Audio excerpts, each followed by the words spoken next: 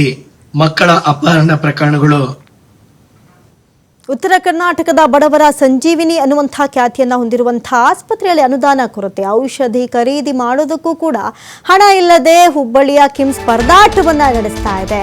ನೋಡಿ, ಬಡವರ ಸಂಜೀವಿನಿ ಅಂತಾನೆ ಕಿಮ್ಸ್ನ ಕರೆಯಲಾಗುತ್ತೆ. ಅಷ್ಟು ದೊಡ್ಡ ಮಟ್ಟದ ಈ ಆಸ್ಪತ್ರೆಗೆ ಎಂಥ ಪರದಾಟ ನೋಡಿ. 515 ಕೋಟಿ ಅನುದಾನಕ್ಕೆ ಮನವಿ ಮಾಡಿದ್ದ ಕಿಮ್ಸ್ ಆಡಳಿತ ಮಂಡಳಿ, ಆದರೆ ಕಳೆದ 1 ವರ್ಷದಿಂದಲೂ ಕಿಮ್ಸ್ ಆಸ್ಪತ್ರೆಗೆ ಅನುದಾನವೇ ಬಂದಿಲ್ಲ. 2025 ಜನವರಿಯಿಂದ ಅನುದಾನಕ್ಕಾಗಿ ನಿರಂತರವಾಗಿ ಪ್ರಸ್ತಾವನೆಯನ್ನ ಕಿಮ್ಸ್ ಸಿಬ್ಬಂದಿ ಸಲ್ಲಿಸ್ತಾನೆ ಬಂದಿದ್ದಾರೆ. ಕಿಮ್ಸ್ ಸಿಬ್ಬಂದಿಗೆ ವೇತನ ನೀಡೋದಕ್ಕೆ 150 ಕೋಟಿ ರೂಪಾಯಿ ಬೇಕು. ಸದ್ಯಕ್ಕೆ 100 ಕೋಟಿ ಆದರೂ ನೀಡಿ ಅಂತ ಸರ್ಕಾರಕ್ಕೆ ಬೇಡಿಕೆಯನ್ನ ಇಡ್ತಾನೆ ಬಂದಿದೆ. ಆದರೂ ಮೆಡಿಸಿನ್ ಖರೀದಿ ಮಾಡೋದಕ್ಕೆ ಕಿಮ್ಸ್ ಆಡಳಿತ ಮಂಡಳಿ ಬಳಿ ಹಣವೇ ಇಲ್ಲದಂಥ ಪರಿಸ್ಥಿತಿ ಬಂದೊದಗ್ಬಿಟ್ಟಿದೆ. ಇದೇ ರೀತಿ ಮುಂದುವರೆದ್ರೆ ಕಿಮ್ಸ್ನಲ್ಲಿ ಬಡವರಿಗೆ ಚಿಕಿತ್ಸೆ ತಾನೇ ಹೇಗೆ ಸಿಗುತ್ತೆ ಅನ್ನೋದು ಸದ್ಯಕ್ಕಿರುವಂಥ ಪ್ರಶ್ನೆ. ಈ ಬಾರಿ ಬಜೆಟ್ನಲ್ಲಿ ವಿಶೇಷ ಅನುದಾನ ನೀಡುವಂತೆ ಮತ್ತೆ ಮನವಿಯನ್ನ ಮಾಡಿಕೊಂಡಿದ್ದಾರೆ.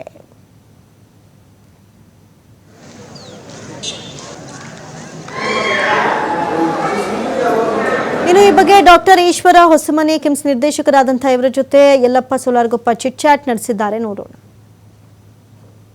ಈ ಬಜೆಟ್ ಅಲ್ಲಿ ಕಿಮ್ಸ್ಗೆ ಒಂದು ವಿಶೇಷ ಅನುದಾನವನ್ನು ಕೊಡಬೇಕು ಅಂತೇಳಿ ಆ ಹುಬ್ಬಳ್ಳಿಯ ಕಿಮ್ಸ್ ಆಡಳಿತ ಮಂಡಳಿ ಸರ್ಕಾರಕ್ಕೆ ಒಂದು ಪ್ರಸ್ತಾವನೆ ಕೊಟ್ಟಿದೆ. ಎಷ್ಟು ಏನು ಅನ್ನೋದ್ರ ಬಗ್ಗೆ ನನ್ನ ಜೊತೆ ಇವತ್ತು ಡೈರೆಕ್ಟರ್ ಇದ್ದಾರೆ, ನಾನು ಅವ್ರನ್ನ ಮಾತಾಡ್ತೀನಿ. ಸರ್, ಎಷ್ಟು ಅನುದಾನ ಕೇಳಿದ್ರಿ ಸರ್, ಏನೇನು ಕೇಳಿದ್ರಿ ಅದ್ರ ಜೊತೆಗೆ? ಈಗ ನಾವು ಈ ಸರಿ ಅನುದಾನ ಕ್ಯಾನ್ಸರ್ ರೋಗಿಗಳ ಒಂದು ಚಿಕಿತ್ಸೆಗಾಗಿ, ಯಾಕಂದ್ರೆ ಉತ್ತರ ಕರ್ನಾಟಕದಲ್ಲಿ ಕ್ಯಾನ್ಸರ್ ರೋಗಿಗಳ ಆರೈಕೆ ಮಾಡತಕ್ಕಂಥ ಎಲ್ಲ ವಿಭಾಗಗಳಲ್ಲೂ ರೇಡಿಯೋಥೆರಪಿ ಇರ್ಬೋದು, ಕಿಮೋಥೆರಪಿ ಇರ್ಬೋದು, ಮತ್ತು ಸರ್ಜಿಕಲ್ ಇರ್ಬೋದು, ಎಲ್ಲ ವಿಭಾಗಗಳು ಇರೋದು ಸಂಸ್ಥೆ ಅಂತಂತಂದ್ರೆ KMC ಒಂದೇ. ಇವನ್ ಬಳ್ಳಾರಿನಲ್ಲಿ ಕೂಡ ರೇಡಿಯೋಥೆರಪಿ ಇಲ್ಲ. ಹೀಗಾಗಿ ಬಳ್ಳಾರಿ ಮೆಡಿಕಲ್ ಕಾಲೇಜ್ ಪೇಷಂಟ್ ಕೂಡ ರೇಡಿಯೋಥೆರಪಿಗಾಗಿ KMCಯನ್ನು ಅವಲಂಬನೆ ಮಾಡಿದ್ದಾರೆ. ಹೀಗಾಗಿ ಅದ್ರ ಬೇಕಾಗಿರ್ತಕ್ಕಂಥ ಉಪಕರಣಗಳು ನಮ್ಮಲ್ಲಿ ಇರ್ತಾ ಇರೋದು ಈಗ ಲಿನಾಕ್ ಮೆಷಿನ್ಸ್ ದಿನನಿತ್ಯ ಒಂದು 100 ರೋಗಿಗಳ ರೇಡಿಯೋಥೆರಪಿ ಅದರಲ್ಲಿ ಆಗ್ತದೆ. ಹೀಗಾಗಿ ಅದರದ್ದು ಒಂದು ISO ಒಂದು ಇರ್ತದೆ. ಅದು 2027ಗೆ ಅದರದ್ದು ಯಂತ್ರಗಳ ಒಂದು ಟೆಂಡೆನ್ಸಿ ಇರುತ್ತೆ ನೋಡಿ, ಅಲ್ಲಿವರೆಗೂ ಕೊನೆ ಆಗ್ತದೆ. ಅದಕ್ಕಿಂತ ಮುಂಚೆನೇ ಕೂಡ ನಾವು ಇಕ್ವಿಪ್ಮೆಂಟ್ಗಳನ್ನು ಖರೀದಿ ಮಾಡಲಿಕ್ಕೆ ಒಂದು ಪ್ರಯತ್ನ ಮಾಡಿದ್ವಿ. ಈ ಸಲ ಬಜೆಟ್ನಲ್ಲಿ ಸರ್ಕಾರದ ವೈದ್ಯಕೀಯ ಶಿಕ್ಷಣ ಸಚಿವರ ಆದೇಶದ ಮೇರೆಗೆ ಮತ್ತು ಸೆಕ್ರೆಟರಿ ಆದೇಶದ ಮೇರೆಗೆ ಒಂದು ಪ್ರಪೋಸಲ್ ಕೊಡಿ ಅಂತ ಕೇಳಿದ್ರು. ಅದೊಂದು 20 ಕೋಟಿಗಳ ವೆಚ್ಚದಲ್ಲಿ ಒಂದು ಪ್ರಪೋಸಲ್ನ ಲಿನಾಕ್ ಮೆಷಿನ್ ಕೂಡ ಕೇಳಿದ್ವಿ. ಅದರಂತೆ ಒಂದು ಪೆಟ್ ಸ್ಕ್ಯಾನ್, ಅದು ಕಿದ್ವಾಯನ್ನು ಹೊರತುಪಡಿಸಿ ಮತ್ತು BMCನ ಹೊರತುಪಡಿಸಿ ಯಾವುದೇ ವೈದ್ಯಕೀಯ ಕಾಲೇಜಿನಲ್ಲಿ ಪೆಟ್ ಸ್ಕ್ಯಾನ್ ಇಲ್ಲ. ಪೆಟ್ ಸ್ಕ್ಯಾನ್ಗೆ ಅದು ಅಂತಂದರೆ ಒಂದು diagnostic facility for the cancer patients. ಹೊರಗಡೆ ಪ್ರೈವೇಟಲ್ಲಿ ಅದರ ಅಂದಾಜು ಖರ್ಚು 25,000 ರಿಂದ 27,000 ಒಂದು ಪೇಷಂಟಿಗೆ ಬರ್ತದೆ.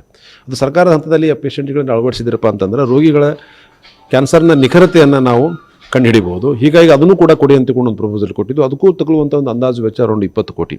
ಇವೆರಡನ್ನು ನಾವು ಈ ಸಲ ಪ್ರಪೋಸಲ್ನಲ್ಲಿ ಸರ್ಕಾರಕ್ಕೆ ಮನವಿಯನ್ನು ಸಲ್ಲಿಸಿದ್ದೀವಿ.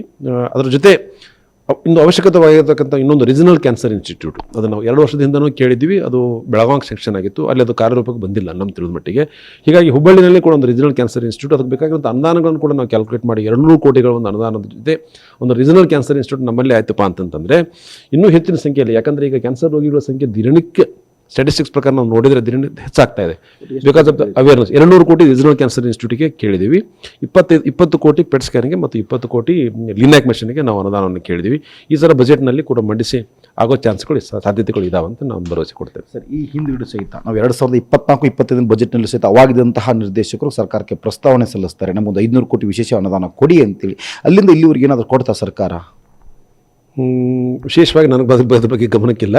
ಅದು ಕೇಳಿದ ಬಗ್ಗೆ ನನಗೆ ಮಾಹಿತಿ ಇದೆ, ಬಟ್ ಹೋದ ಸಾರಿ ಬಜೆಟ್ನಲ್ಲಿ ಹೆಚ್ಚಿನ ಅವಶ್ಯಕತೆ ಇರ್ತಕ್ಕಂಥ ಎಲ್ಲ ಅನುದಾನಗಳು ಬಂದು ಹೆಚ್ಚಿನ ಅನುದಾನಗಳು ಕೂಡ ಹೋದ ಸಾರಿ ಬಂದಿರೋ ಬಗ್ಗೆ ನನಗೆ ಗಮನಕ್ಕಿಲ್ಲ.